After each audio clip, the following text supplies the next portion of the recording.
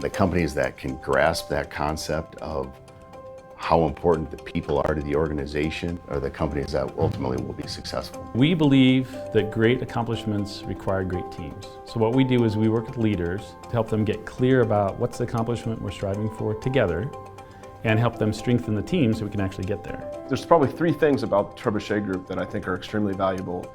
Number one, they're really well matched for the size of company that we are. We are able to scale from an individual leader, which is coaching one person, through working with a team, through working with the entire company. The second piece is philosophical match. The things that he's trying to achieve with high-performing teams very much align with how I want to actually build the team and the types of goals and outcomes that I'm looking for. I think the best place that we get to work with is folks who are wanting to be better, but they haven't quite found the magic. They haven't figured out how to move things forward. Maybe a little stuck, maybe a little frustrated, maybe just a big opportunity in front of them, and they'd like some help, some guiding and equipping through the jungle so they can get to that thing they're trying to get to. And then the last one is flexibility in terms of the types of engagement, how we engage.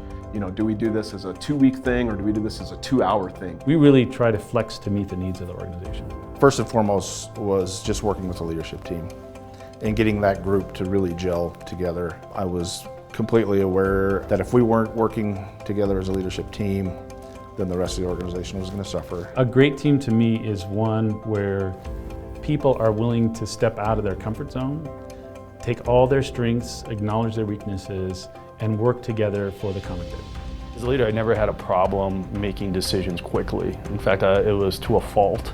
You can get people to do things you want them to do through, whether it's fear, intimidation. The loudest voice in the room sometimes, will drive somebody to do what you want them to do, but when people aren't happy, you're really not getting the best out of them. One of the most powerful questions that anybody in a company can ask is, what does the company need? That's an overriding need. We get a win-win when we help work together on what the company needs. It's great to kind of strip away the business and just get down to the communication issues amongst the group of people. Because really what it comes down to, that group of people, we're people. The big benefits of the 2-day retreat were immediately from a communication perspective. I saw people on polar opposites as far as personality all of a sudden be able to come together and actually communicate well together. Trebuchet and Chris, they always talk about, conflict is an important aspect of good team dynamics, right? But there's a line in the middle, right, where on one side, conflict is absolutely contributing to positive outcomes, and on the other side, it's detrimental. The things that Chris tries to take a team through is so that they can collectively realize the value of taking advantage of absolutely every ounce of conflict that you can have before it becomes detrimental.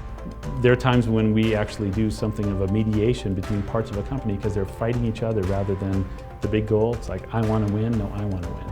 Well, actually, we need to win, so what's the we need, and then how do we work together to get there? The relationships that we've developed amongst one another, I'm positive wouldn't exist if we hadn't approached building the team the way that Chris walked us through. Your job is really to help the team find the answers and facilitate a space where those things can happen. I used to joke all the time that I was a weed whacker and a rock mover. My job was to clear the path, and their job was to be the amazing rock stars that they are. It hit me that it's not about me. It's about the team. The reason to have a team in the first place is because they can accomplish more together than they can as individuals. And what really brings that out is an effective leader. I've seen significant changes in the team. It was almost like a bunch of individuals operating in roles to where now we're a cohesive and a collaborative team. It's organization first, team second, and individuals third. So the decision making has become a lot easier, a lot quicker alignment. And when we agree to disagree at times, but we always come out of there aligned on a process or a decision. What we believe is that spending time trying to get consensus in a team is a waste of time.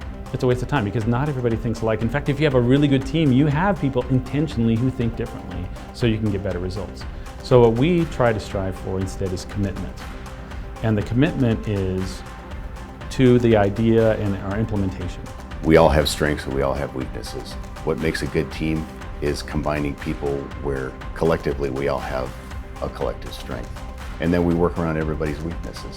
What a lot of teams sort of struggle with is is first the audacity that greatness is the outcome you're trying to achieve, right? And then second, that you can get there with all of the challenges that good teams face. That's the place where the creative tension and the dialogue and the individual strengths are all being fully utilized. And what he does is he helps you understand that you can do that, and that actually greatness comes from the ability for everybody in the team to feel like they're contributing at their maximum.